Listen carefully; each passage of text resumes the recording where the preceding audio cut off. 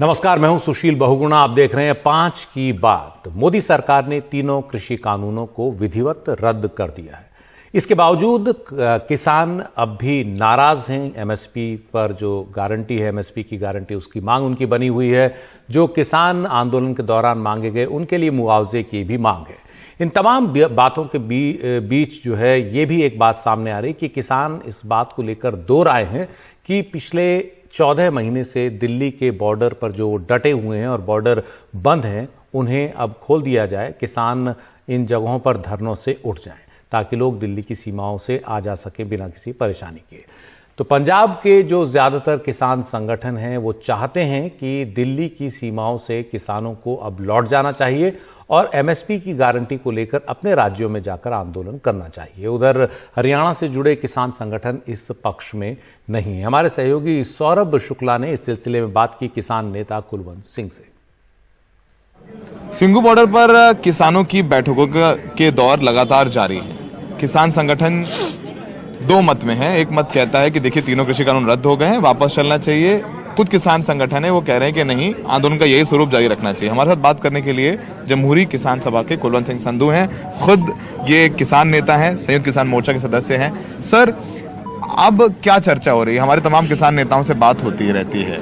सब कहते हैं कि अब ये तीनों मांगे मानी है किसान सरकार ने, जो तीनों कानून रद्द किए गए हैं। मुआवजे को लेकर के सरकार ने बोल दिया हमारे पास लिस्ट नहीं है। मुकदमे में वापसी होने की प्रक्रिया शुरू हो गई है, हरियाणा सरकार ने बोला है। क्या लगता है कि आप क्या आंदोलन का स्वरूप बदलने की जरूरत है? पहली बात तो ये है कि सरकार ने जो कानून वापस भी लिए हैं, ये बोलकर लिए ये कानून ठीक है, मगर हम लोगों को समझा नहीं पाए।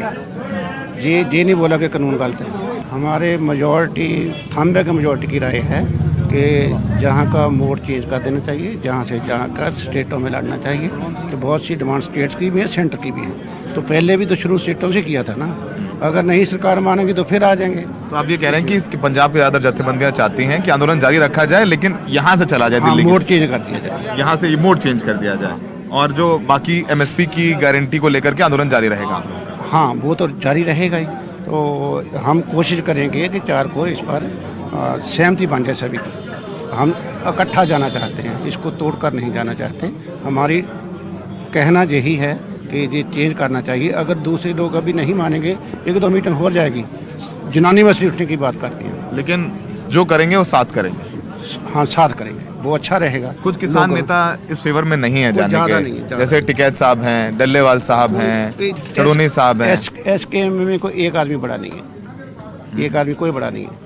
सभी जनानी मसली फैसला करते हैं, या जनानी मसली करते हैं, या मेजॉरिटी मिनॉरिटी से करते हैं।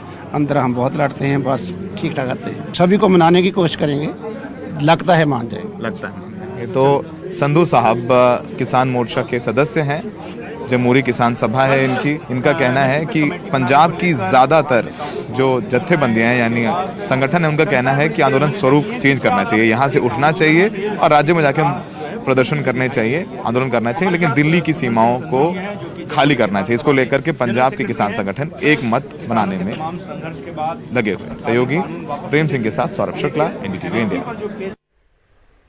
लेकिन किसान नेता राकेश टिकैत का कहना है कि कोई भी किसान कहीं नहीं जा रहा है। उन्होंने सरकार पर आंदोलन तोड़ने का भी आरोप लगाया। ये कहा जा रहा है कि कुछ किसान नेता कहने लगे, कुलवंत सिंह संधू हैं, उन्होंने कहा कि हम आंदोलन का स्वरूप बदलना चाहते हैं। पंजाब के संगठन दिल्ली के सीमाओं से उठना चाहते हैं। हम उठेंगे तो साथ उठेंगे। क्या कहना है आपका इस पे? बिल्कुल साथ उठेगा, यहां से कोई नहीं जा रहा। संयुक्त किसान मोर्चा इकट्ठा है, था और रहेगा।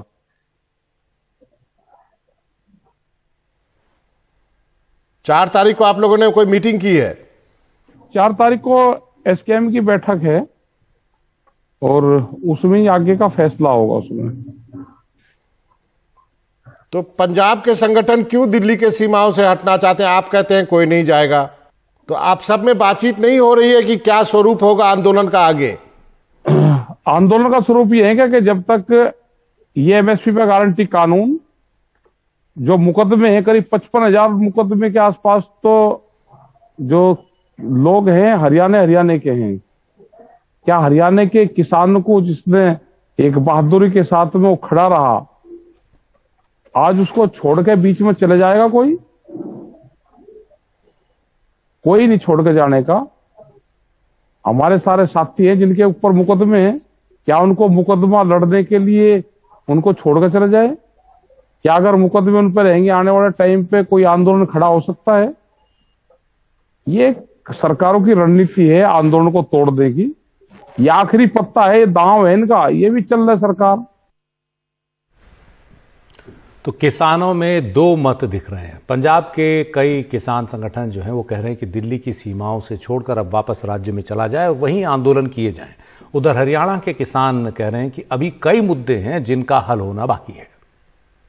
जो पंजाब के किसान ये कह रहे हैं, पंजाब के किसान संगठनों के नेता हैं, व्यक्तिगत तौर पे नहीं, कई जो बड़ी जो संगठन उनसे भी हमारी बात हुई है, ऑन रिकॉर्ड बात हुई है, वो ये कह रहे हैं कि यहाँ से हम लोगों ने एक जो है लेवल पर जीत दर्ज कर ली है, अब बाकी आंदोलन अपने राज्यों में करना चाहिए, दिल्ली की सीमाओं से जाना चाहिए। उस पर क्या मत है आप लोगों का? देखिए, उनका खुद का निर्णय, मैंने आपको पहले ही बताया था, एसकेएम में ऐसा निर्णय अभी तक नहीं हुआ है।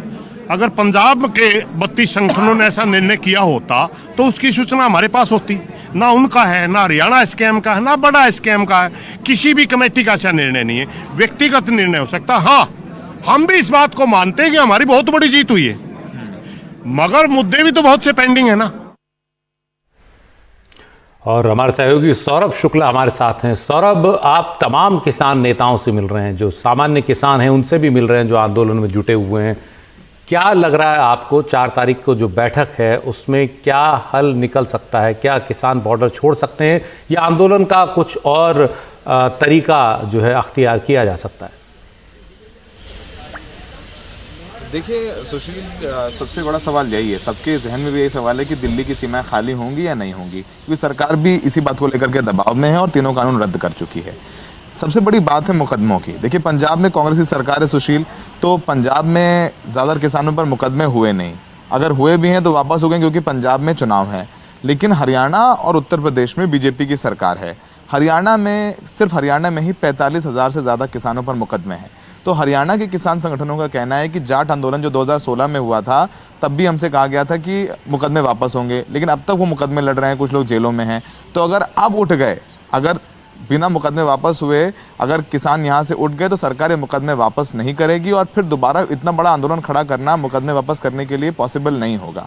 उत्तर प्रदेश में भी किसानों पर मुकदमे हैं, लेकिन उत्तर प्रदेश में आसानी इस बात को लेकर के क्योंकि उत्तर प्रदेश में भी चुनाव है, लेकिन हरियाणा में भी चुनाव नहीं है। तो यहाँ पेच फंसा है मुकदमों को लेकर के। देखिए, 5 किसान नेताओं के नाम मांगे हैं सरकार ने। वो 5 किसान नेता तमाम राज्यों से दिए जाएंगे, एक पंजाब से होगा, एक हरियाणा से, एक राजस्थान, मध्य प्रदेश। एमएसपी की बात चर्चा को लेकर के लंबा वक्त लगेगा, तो उस पर सभी किसान कह रहे हैं कि नहीं, देखिए एमएसपी की मांग में वक्त लग सकता है, सरकार कुछ आश्वासन दे दे, कमेटी बन जाएगी तो बात आगे चलती रहेगी, लेकिन मुकदमे जब तक वापस नहीं होंगे तब तक किसान यहाँ से नहीं जाएंगे। उधर जो पंजाब के किसान संगठन है 32, वो सब लगभग एक मत रखते हैं, 1-2 किसान नेताओं को छोड़ के। सबका यही कहना है कि हमें यहाँ से वापस चलना चाहिए, और अगर पंजाब वापस जाएगा तो ये संकेत जाएगा कि देखिए अब ये किसान आंदोलन जो संयुक्त किसान मोर्चा बना था वो टूट पड़ रही है। तो अब 4 तारीख की बैठक सबसे महत्वपूर्ण होने वाली है। लेकिन सुशील, जितना इस आंदोलन को मैं देख रहा हूँ, समझ रहा हूँ, किसानों से बात हो रही है, ऐसा लगता है कि एक राय बनेगी। और क्योंकि हरियाणा सरकार ने मुकदमे वापस लेने की प्रक्रिया या बातचीत भी बैक चैनल से शुरू कर रखी है, पीछे वाले दरवाजे से बातचीत चल रही है, तो वो अगर हो जाता है तो जाहिर सी बात है कि एमएसपी की गारंटी मिले ना मिले उससे ज़्यादा फर्क नहीं पड़ने वाला है। 4 तारीख को ऐसा लगता है कि एक डेडलाइन निर्धारित की जाएगी, एक डेट तारीख दी जाएगी, और लगता है ऐसा कि दिसंबर के दूसरे हफ्ते तक या तीसरे हफ्ते तक किसान वापसी शुरू कर देंगे। लेकिन 4 तारीख की बैठक में ये फैसला होगा। सुशील, सौरभ, इस पूरी जानकारी के लिए। तो 4 दिसंबर की बैठक पर सबकी नजर रहेगी। वक्त है ब्रेक का। ब्रेक के बाद देखेंगे कोरोना के ओमिक्रॉन वेरिएंट का साया अब अंतर्राष्ट्रीय उड़ानों पर भी पड़ा। भारत सरकार ने अंतर्राष्ट्रीय उड़ान शुरू करने का अपना फैसला टाला।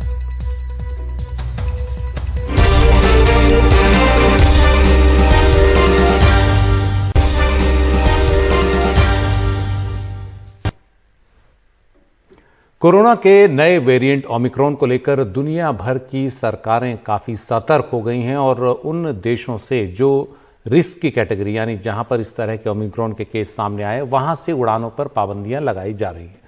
और इसी सिलसिले में भारत सरकार ने भी एक बड़ा फैसला किया है। अंतर्राष्ट्रीय उड़ानों को जो शुरू करने का फैसला था 15 दिसंबर से, उसे फिलहाल टाल दिया गया है।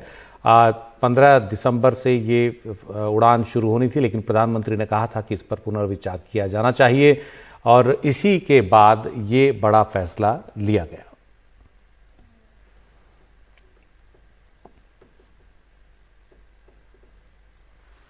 और कोरोना के इस नए वेरिएंट ओमिक्रॉन के मद्देनजर दिल्ली सरकार ने भी एयरपोर्ट पर विदेशों से आने वाले यात्रियों के लिए आदेश जारी किए हैं। यात्रियों को किस तरह की परेशानी हो रही है, बता रहे हैं हमारे सहयोगी परिमल कुमार। फिलहाल हम इंदिरा गांधी इंटरनेशनल एयरपोर्ट पे आप देख सकते हैं कि लोग जो है लगातार यहाँ पे पहुँच रहे हैं और ये बताया गया कि अभी तक फिलहाल 4 फ्लाइट्स आई हैं जो एट रिस्क कंट्री की कैटेगरी वाले देश हैं वहाँ से, और उसमें 1000 से ज़्यादा मुसाफिर आए हैं जिनका टेस्ट जो है वो यहाँ पर किया गया है, क्योंकि टेस्ट मैंडेटरी है। जितने भी यात्री आएंगे एट रिस्क कंट्री से उनका टेस्ट जरूरी है। लेकिन यहाँ पे परिवार भी थोड़ा परेशान है क्योंकि बहुत लंबे समय का इंतजार करना पड़ रहा है। कहाँ से? इटली से। आप कब आई यहाँ पे एयरपोर्ट पे? हम यहाँ 8 बजे के बैठे हैं सुबह में। हाँ जी। और रात से ही आ गए थे? नहीं, रात से तो घर से चले थे, चंडीगढ़ से, तो 8 बजे के एयरपोर्ट पे पहुँचे हम। और इंतजार कर रही हैं अभी? वेट कर रहे हैं उनकी। अच्छा। और इस वक्त बीजेपी की एक प्रेस कॉन्फ्रेंस हो रही है, आइए चलते हैं बीजेपी मुख्यालय। गजेंद्र सिंह शेखावत जी से मेरा आग्रह है कि पार्टी का पटका उनको पहना के उनको शामिल करें। बुके विदुरी जी, आरपी सिंह जी और दुष्यंत गौतम जी, आप लोग बुके देकर भी इनका पार्टी में स्वागत करें। जी का बहुत बहुत स्वागत है।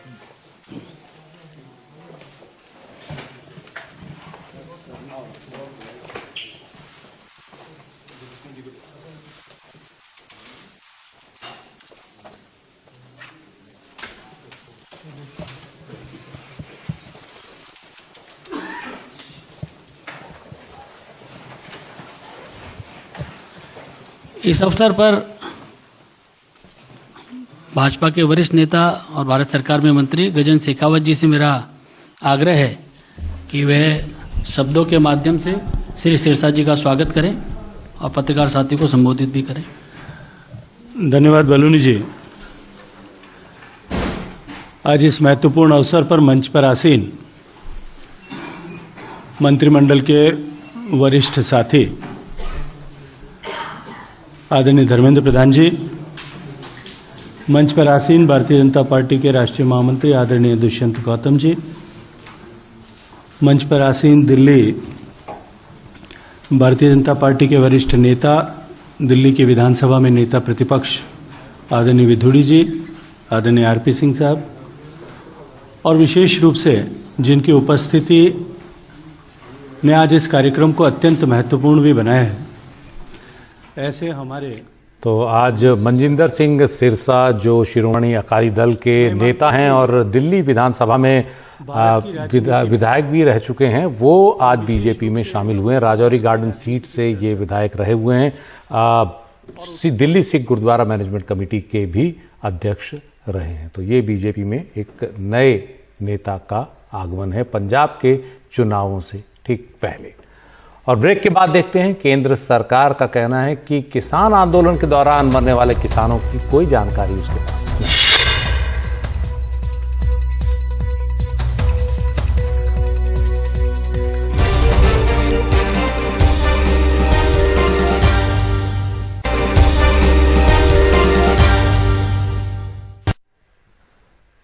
किसान आंदोलन को 14 महीने गुजर गए हैं और किसानों का दावा है कि 700 से ज्यादा किसान इस आंदोलन के दौरान मारे गए।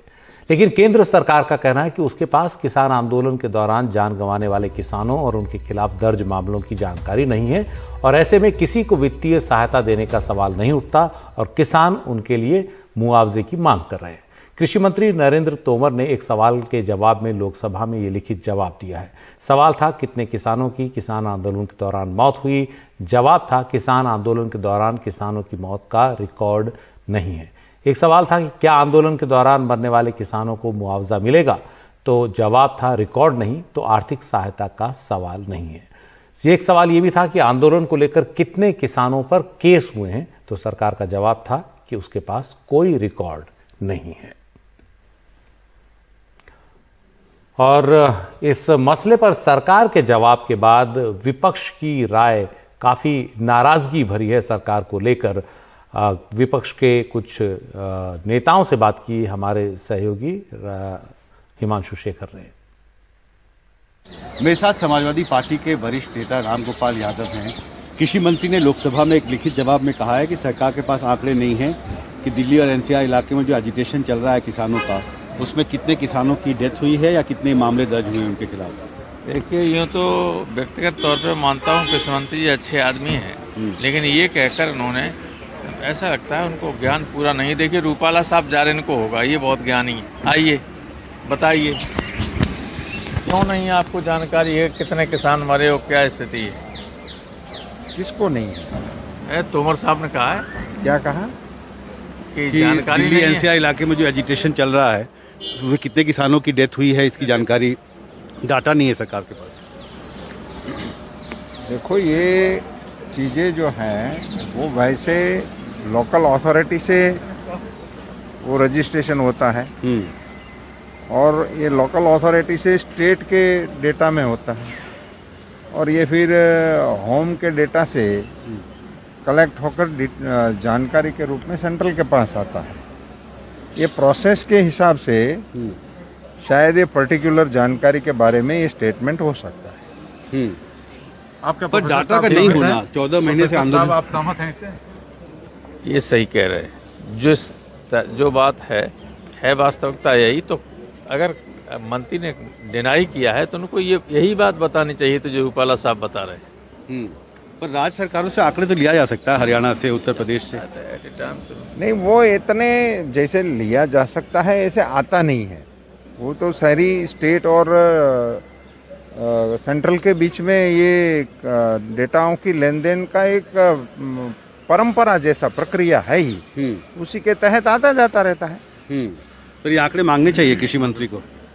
किसी मंत्री को नहीं मांगना है, वो उनकी भी प्रक्रिया एस्टेब्लिश्ड है।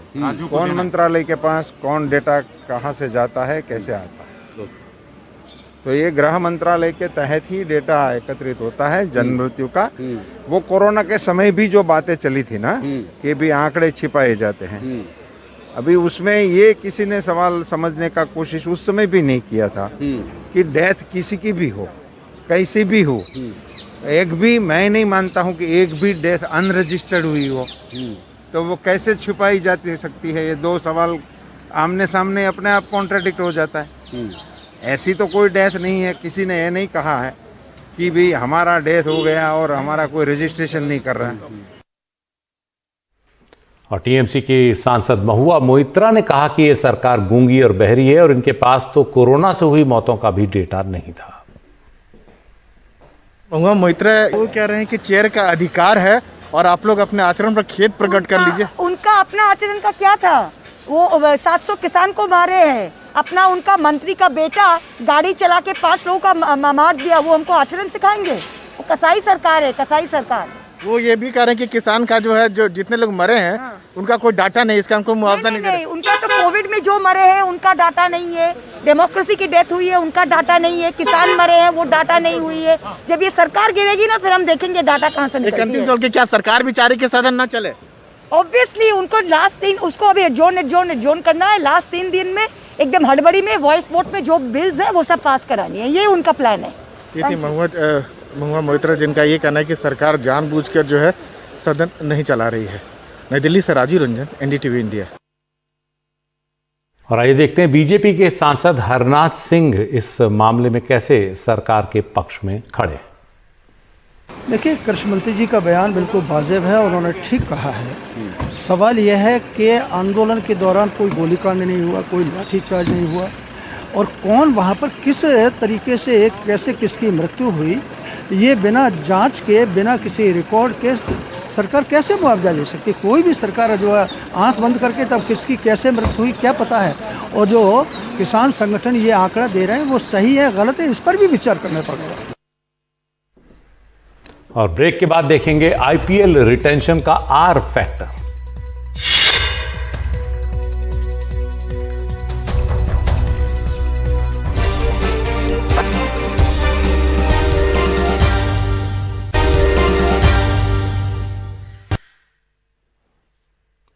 कल तक विराट कोहली भारतीय क्रिकेट में हर लिहाज से सबसे अव्वल माने जाते थे, लेकिन भारतीय क्रिकेट में किसका सिक्का कब चल पड़ेगा किसी को नहीं पता। आईपीएल का बाजार इसका सबसे बड़ा रिपोर्ट कार्ड साबित हो सकता है। आईपीएल में किन खिलाड़ियों को मिली विराट से भी ज्यादा रकम और चेन्नई में किस खिलाड़ी की वैल्यू धोनी से भी ज्यादा तय की गई, देखिए ये रिपोर्ट।